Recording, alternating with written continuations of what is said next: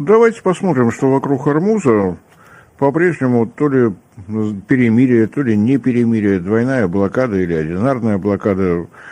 Сумятица полнейшая. Многие комментируют, глядя на котировки на товарно-сырьевых биржах, делают какие-то глубокие выводы. Но ситуация очень необычная. На биржах мы видим котировки не нефти, а фьючерсов. Фьючерс – это обещание через определенное время продать определенную партию товара по определенной цене и ответное согласие эту партию приобрести.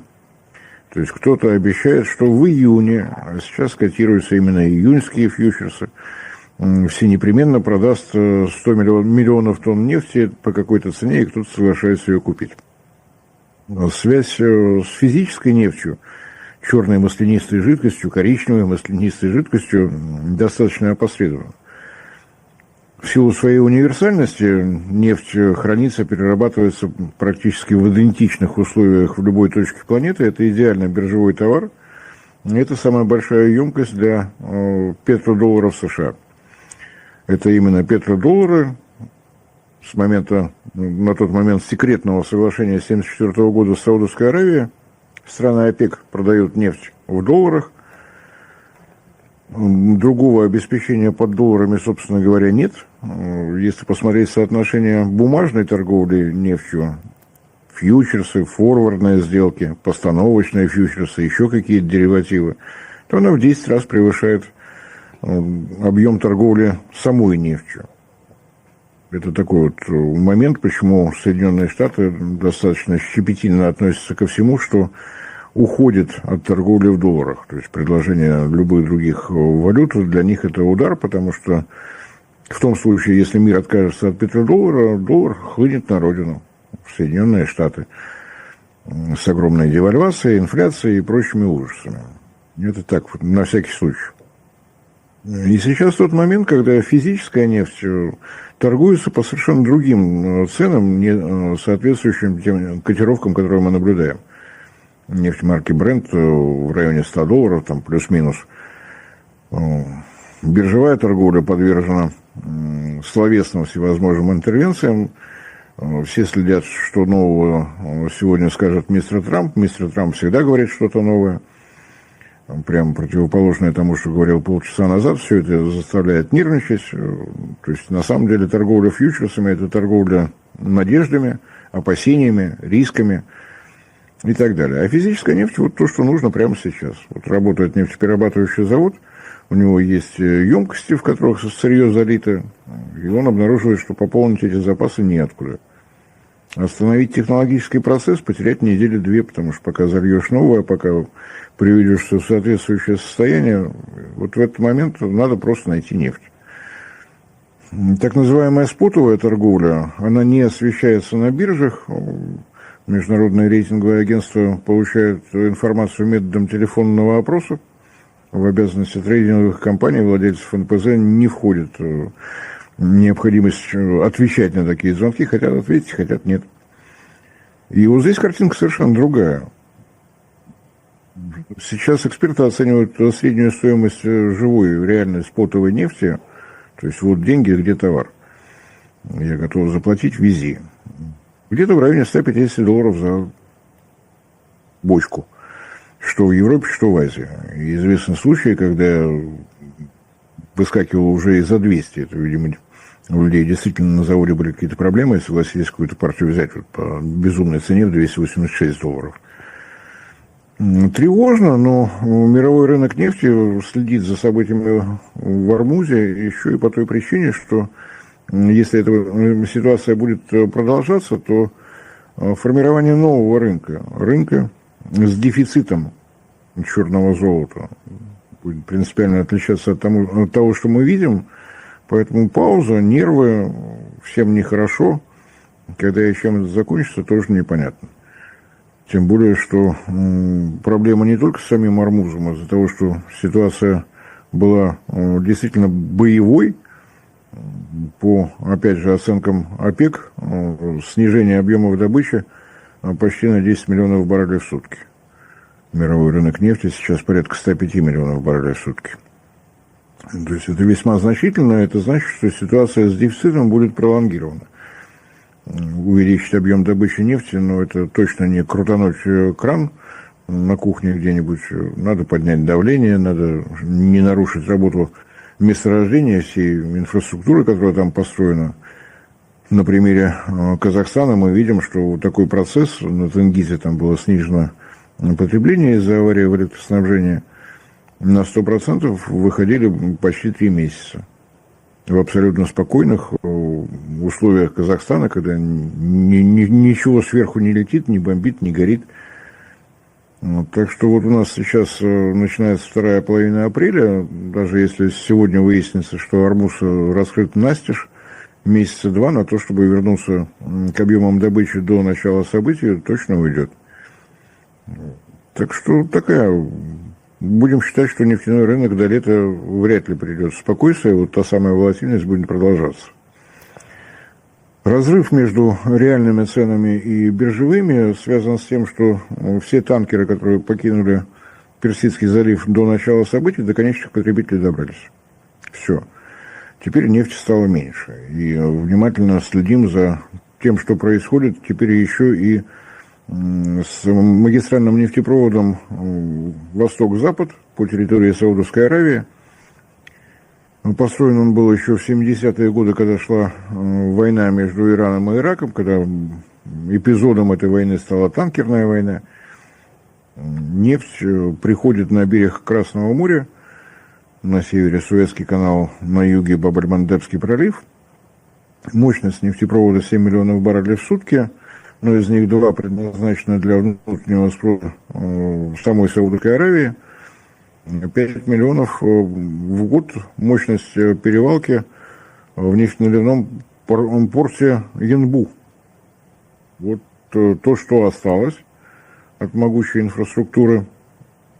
При этом и здесь возникают проблемы. Были удары и по самому порту, но такие предупредительные, серьезных каких-то происшествий не произошло. Но работа насосной станции была нарушена. Было сообщение от Сауди Арамко, что перекачка снижена на 700 тысяч баррелей в сутки. Вот еще дополнительные потери.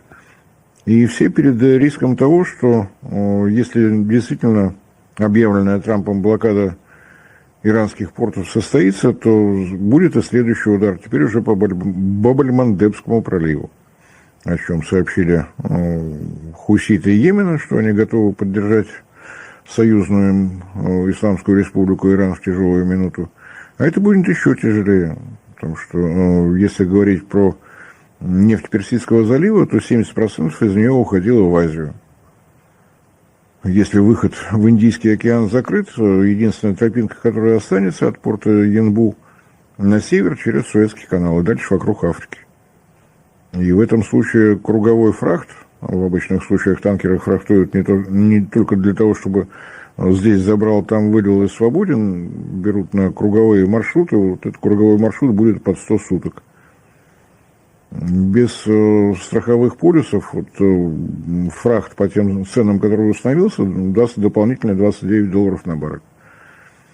И это будет уже ближе к катастрофе, потому что эксперты считают, что $150 за баррель – это та грань, за которой начинается схлопывание спроса. Развивающиеся страны, не имеющие таких финансовых запасов, резервов, как страны развитые, просто откажутся покупать. А восстанавливать спрос – это всегда процесс, это всегда непросто. Так что здесь действительно вот та грань, когда с одной стороны нефтедобывающие страны на таких ценах, если у них есть возможность транспортировки, выигрывают, но есть риск того, что мировая экономика сорвется в рецессию. Вот тогда будет намного сложнее, чем сейчас. То есть радоваться можно, но очень осторожно, так бы сформулировал. Вот такая обстановка. Что касается постсоветских стран, ну вот начнем с России, очевидно. Она теперь стала на втором месте по объемам добычи, Саудовская Аравия снизила. У нас внутренний рынок от внешнего, даже от наших торгов на Санкт-Петербургской международной товарно-сырьевой бирже, оторван. Есть соглашение между нефтедобывающими компаниями и правительством о том, что цена на автозаправках не должна расти выше годового уровня инфляции, в общем-то, соблюдается. То есть мы в такой тихой гавани, нас все это не касается. Тем более, что правительство предприняло превентивные шаги. Да, мы очень любим и уважаем наших нефтяников, но когда они видят такую стоимость нефти на рынке, могут вывести все. Поэтому экспорт нефтепродуктов просто запрещен, для того, чтобы внутренний рынок ни в коем случае не пострадал. Так что сейчас бюджет Российской Федерации, наши нефтяные компании в выигрыше, но при этом есть риск того, что мировая рецессия нам точно не понравится. И здесь вот удивительный момент. Все так называемые санкционные меры, пакеты, в которых лежали пакеты, как ни странно, косвенно играют положительную роль. Мы вынуждены были снижать импортозависимость. Надо давать должное, что импортные товары сейчас будут дорожать. Там, где дорожают нефть и нефтепродукты, дорожает все остальное. Происходит это автоматически. Соответственно, если у нас есть какие-то зависимости, допустим, по продуктам питания, по фруктам, допустим, вот здесь могут быть эксцессы, потому что везем мы их из тех стран, которые страдают от нефтяного кризиса. Вот такая ситуация. Сказать, что мы на 100% в выигрыше, ну, было бы преувеличением, прямо скажем. И это что касается нефти, на самом деле более тревожная ситуация связана с газом. Газ – это не только сырье для энергетики, это еще и сырье для химической переработки, в том числе для производства азотных удобрений, целый класс. Многие почему-то говорят, что потери мирового рынка связаны исключительно с производством СПГ в Катаре, но это не соответствует действительности. Напомню, что годовой объем, если перевести СПГ в обычное состояние, из Катара экспорт составлял около 108 миллиардов кубометров, но дело не в этих 108 миллиардах. Добывался и производился СПГ в Объединенных Арабских Эмиратах. Производство остановлено. Да, небольшой вклад на фоне Катара, но что такое азотное удобрение? Их производят из природного газа. Значит, все, что было связано с производством азотных удобрений, аммиак, аммиачная селитра, карбамид, это тоже ушедший с рынка газ. 30% мирового производства азотных удобрений – страны Персидского залива. Просто вот в одну калитку, что называется. До 30% метанола производилось в странах Персидского залива, при этом 15% мирового производства – это Иран. Если будет блокировка здесь, значит, под угрозой химическая промышленность. Но тревожнее всего, конечно, ситуация с продовольствием. Азотное удобрение используется прежде всего для увеличения урожаев риса, кукурузы и всех соевых продуктов. И я не самый большой агроном, прямо скажем, но, по-моему, рацион питания Азии я перечислил чуть ли не полностью. Вот здесь есть риски, о которых говорили в Индии. Если ситуация не изменится, то годовые потери могут составить до 130 миллионов тонн риса и до 38 миллионов тонн кукурузы.